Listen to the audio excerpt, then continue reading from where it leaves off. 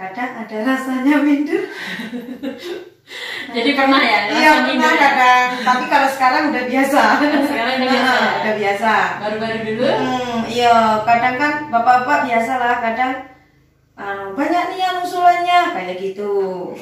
Padahal kami kadang dari PKK ngusulkan suruh saya, ibaratkan dari kader posyandu suruh saya, dari PAUD juga saya kan. Nah, itu bapak banyak yang mintanya gitu. Tapi nggak apa-apa lah. Nggak apa-apa ya.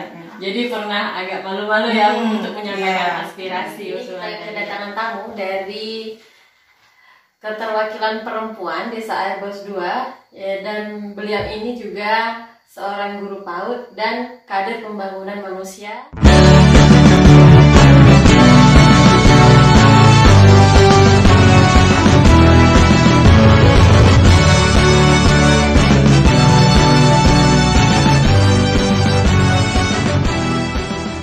Kenalkan langsung pada Mbak Samsia. Selamat pagi Mbak Samsia. Selamat pagi.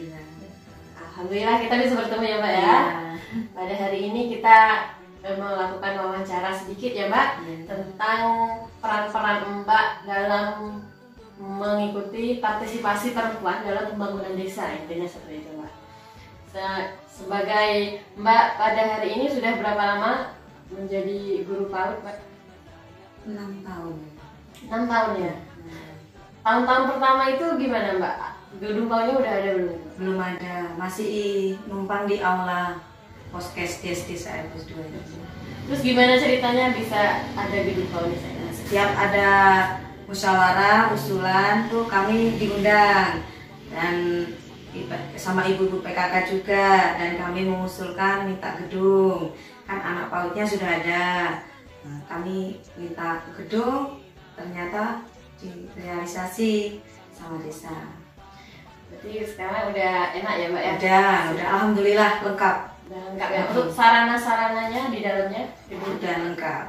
Ada itu mainannya, APE luar, APE dalam juga, ATK ada, semuanya lengkap pokoknya.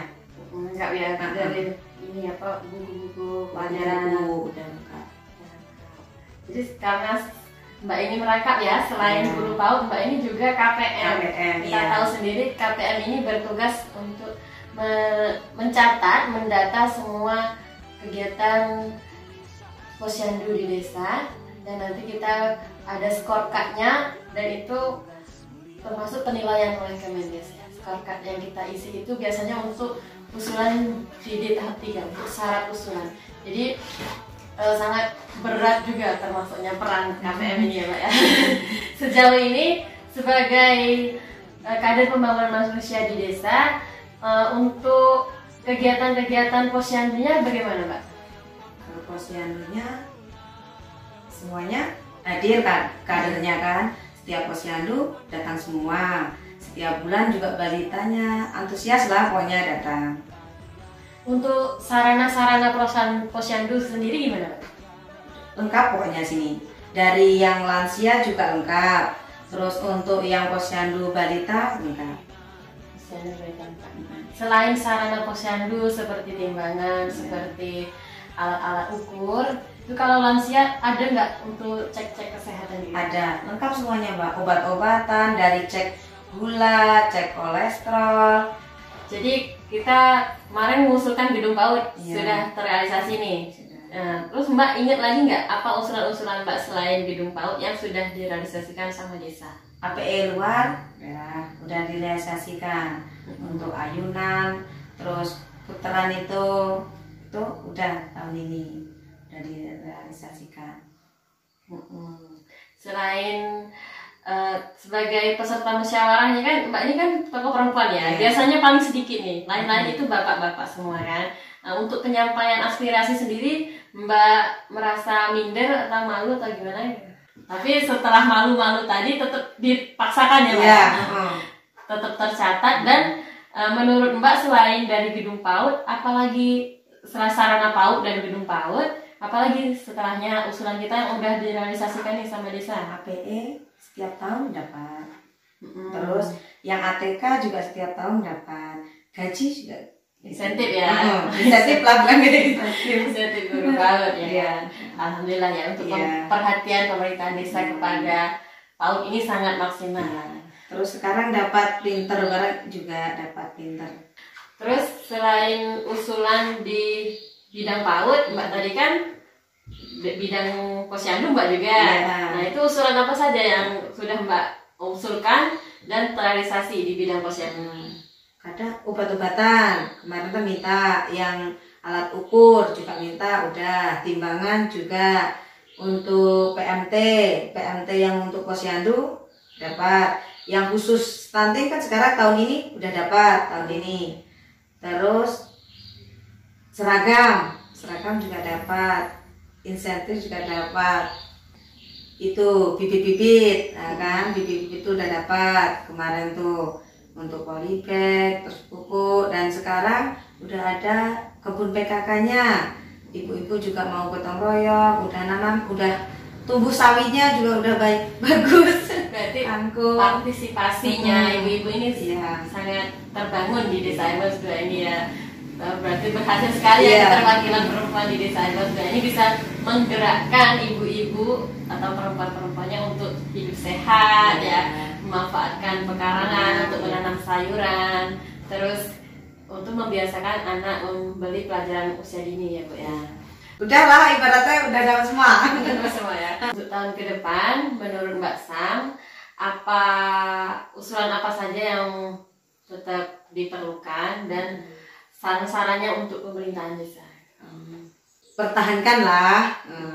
Jadi yang udah dilaksanakan saat ini Iya. tetap berlanjut ya. Iya. Makanan tambahan berlanjut gitu ya Bu ya. Ya, semuanya pokoknya berlanjut.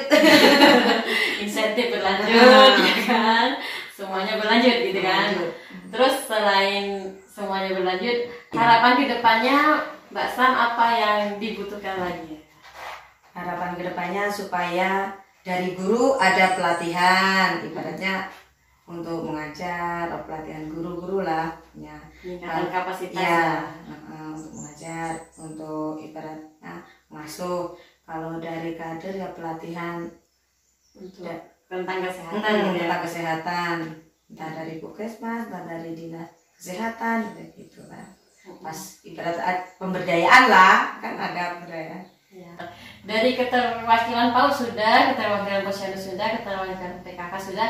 Nah untuk keterwakilan ibu-ibu secara umum apa saja yang sudah terlaksana nih Pak? Kemarin tuh ada pelatihan menjahit. Nah ini umum ya? Banyak Iya, umum, semuanya boleh ikut. Pesertanya berapa Pak? Kemarin tuh banyak tapi terus berkurang. Kan tergantung jiwanya ya. Iya. Ada yang seneng jahit lanjut terus Iya. ya. Yang nggak seneng jahit mungkin pas di awal-awal semangat. Terus Mungkin kedepannya butuh penambahan keahlian lagi ya Mbak ya. Iya. Pelatihan apa saja yang dibutuhkan oleh ibu-ibu di sini biar mereka itu tidak nganggur gitu ya Mbak. pelatihan masak, buat kue, ibaratnya kan. Kadang itu kan sini banyak ubi. Nah, seharusnya bisa dimanfaatkan untuk keripik, ibaratnya kayak gitu seharusnya. Pembuatan produk lokal ya Mbak ya.